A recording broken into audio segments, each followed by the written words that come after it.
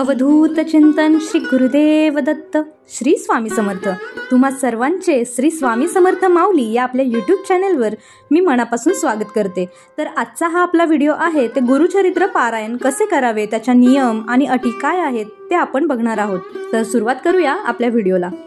गुरुचरित्र पारायण वाचण्याची संधी मिळाली तर भाविक आवर्जून या संधीचा लाभ घेतात। त्याचप्रमाणे तुमच्याही आयुष्यात जर तुम्हाला ही संधी प्राप्त झाली तर ही संधी चुकवू नका। या ग्रंथाचे एकूण 52 अध्याय आहेत, तर काही ग्रंथांमध्ये 53 अध्याय देखील आहेत।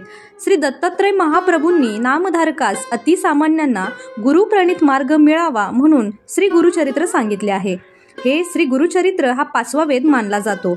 गुरुचरित्र हा साधा ग्रंथ नसून दैवी शक्तीने भरलेला सिद्ध मंत्ररूप महाप्रसादिक आहे।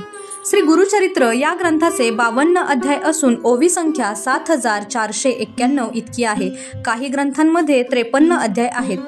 त्याची विभागणी ज्ञानकांड, कर्मकांड, भक्तिकांड यांचा समन्वय यात साधला असून या तीनही उपासनांसाठी गुरुचे मार्गदर्शन कसे आवश्यक आहे याचे अतिशय सुंदर आणि मर्मग्राही विवेचन ग्रंथकर्त्याने आपल्या या साध्या भाषेत केलेले आहे।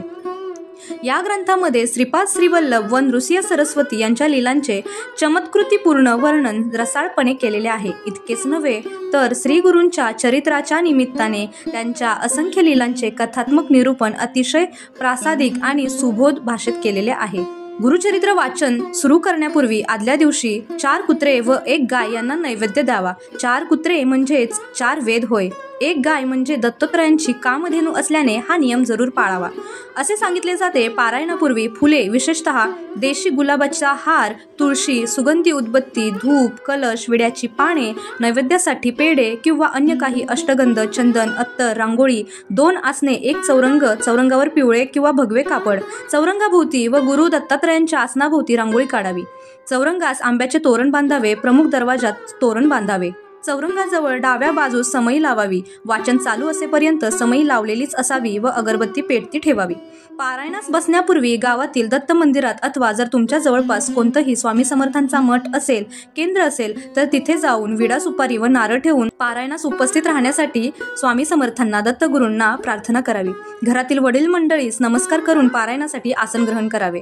प्रथम अथर्व शीर्ष वाचावे। 1 माळ गायत्री मंत्र, 1 माळ श्री स्वामी समर्थ असा मंत्र जपावा आणि 1 माळ दत्तात्रयांचा म्हणजेच ओम गुरुदेव दत्त हा मंत्र म्हणावा। श्री गुरुचरित्र सप्ताह करताना प्रारंभ शक्यतो शनिवारी व सांगता शक्यतो शुक्रवारी करावी, कारण शुक्रवार हा श्री नृसिंह सरस्वती महाराजांच्या निजानंदगमनाचा दिवस आहे। श्री गुरुचरित्र वाचण्यापूर्वी आदल्या दिवशी 1 गाय व 4 कुत्रे यांना गव्हाच्या पोळीचाच नैवेद्य खाऊ घालावा। श्री गुरुचरित्र हे वाचन पूर्व किंवा उत्तर दिशेला तोंड करून करावे। वाचण्यापूर्वी रोज श्री दत्त महाराजांच्या फोटोची व पोथीची पूजा करून 1 माळ गायत्री मंत्र व 1 माळ श्री स्वामी समर्थ या मंत्राचा जप करावा। श्री गणपती अथर्व शीर्ष वाचून पोथी वाचण्यास सुरुवात करावी। श्री गुरुचरित्राचे वाचन हे पहाटे 3 ते सायंकाळी 4 या दरम्यान करावे। दुपारी 12 ते 12:30 ही वेळ श्री दत्त महाराजांच्या भिक्षेची असल्याने त्यावेळेस पारायणाचे वाचन बंद ठेवावे। श्री गुरुचरित्र वाचनाच्या कालावधीत दुसऱ्यांच्या घरचे अन्न म्हणजेच परान्न वर्ज्य करावे। आपली आई, पत्नी व बहीण यांच्याच हातचे अन्न खाण्यास हरकत नाही। उपवास मात्र करू नये। दोन्ही वेळेस सकाळ संध्याकाळ 1 धान्य फराळ करावा। काही समस्या असल्यास स्वखर्चाने बाहेर खाण्यास हरकत नाही। श्री गुरुचरित्र वाचण्याच्या कालावधीत पुरुषांनी दाढी वाढवू नये। स्वतःच्या हाताने दाढी करावी। तसेच या काळात चामड्याऐवजी नायलॉन किंवा रबरी चप्पराचे जोड वापरावे। श्री गुरुचरित्र वाचनाच्या कालावधीत ब्रह्मचर्य पाळावे। श्री गुरुचरित्र वाचनाच्या कालावधीत सूतक असणाऱ्यांच्या घरी किंवा अंत्यविधीत जाऊ नये। स्वतःच्या कुटुंबात जर सूतक असेल तर अशा वेळेस श्री गुरुचरित्र पारायण दुसऱ्यांकडून पूर्ण करावे, मात्र ते अर्धवट सोडू नये। वेळोवेळी गोमूत्र मात्र शिंपडावे। सप्ताहाच्या कालावधीत रोज सकाळी व संध्याकाळी श्री गुरुचरित्राच्या पोथीस नैवेद्य दाखवून आरती करावी। रोज रात्री झोपण्यापूर्वी श्री विष्णू सहस्त्रनामाचे वाचन करावे। आता दिवस पहिला। पहिल्या दिवशी अध्याय 1 ते 9 वाचावा। दिवस दुसरा अध्याय 10 ते 21। दिवस तिसरा अध्याय 22 ते 29।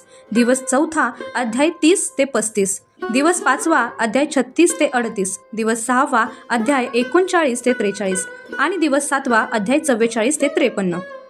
श्री गुरुचरित्र सप्ताह हा 7 दिवसांचे एक पारायण या पद्धतीने करायचा असतो, परंतु 21 दिवसात 3 पारायण, 49 दिवसात 7 पारायण करायच्या देखील पद्धती आहेत। 7 दिवसाच्या सप्ताहाची 8व्या दिवशी सांगता करावी। सांगतेच्या दिवशी सकाळी 10:30 वाजता श्री दत्त महाराज, श्री कुलदेवता श्री स्वामी समर्थ महाराज व श्री गुरुचरित्र ग्रंथकरिता नैवेद्य मांडावा।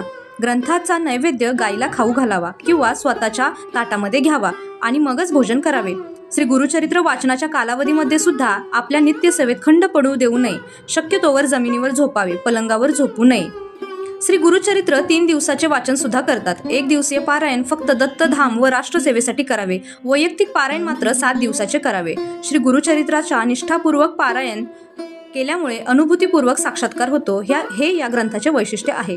दुःखितांना, वेगवेगळ्या प्रकारच्या शापितांना, असाध्य आजार झालेल्यांना, पितृदोष असणाऱ्यांना श्री गुरुचरित्र एकमेव असे साधन आहे जे शुभ फलप्राप्ती देते असे सांगण्यात येते। तर तुम्हालाही जर गुरुचरित्राचे पारायण करायचे आहे, हा एक अभूतपूर्व सोहळा आहे, हा प्रत्येकाच्याच नशिबी असतो असं नाही आहे, हे लक्षात घ्या। जर ज्यांना कोणालाही संधी मिळत आहे, ज्यांना कोणाला अगदी केंद्रात किंवा मठात गुरुचरित्र पारायण करायची संधी मिळाली तर ह्या संधीचं सोनं करा आणि नक्कीच आयुष्यात प्रत्येकाने गुरुचरित्राचा पारायण सोहळा नक्की करावा। अनुभूती आल्याशिवाय राहणार नाही। स्वामी म्हणतात ना, भिवू नकोस, मी तुझ्या पाठीशी आहे। त्याचप्रमाणे स्वामींचे हे गुरुचरित्र त्यांच्या लीलांचे वर्णन ऐकण्यासाठी, वाचण्यासाठी आणि चिंतन करण्यासाठीही खूप सुंदर आहे। आजच्या व्हिडिओमध्ये इथेच थांबते। भेटूया पुन्हा एकदा एका नवीन व्हिडिओमध्ये। तोपर्यंत धन्यवाद। आनंदी रहा, खुश रहा आणि स्वामी समर्थांचं नामस्मरण करत रहा। धन्यवाद।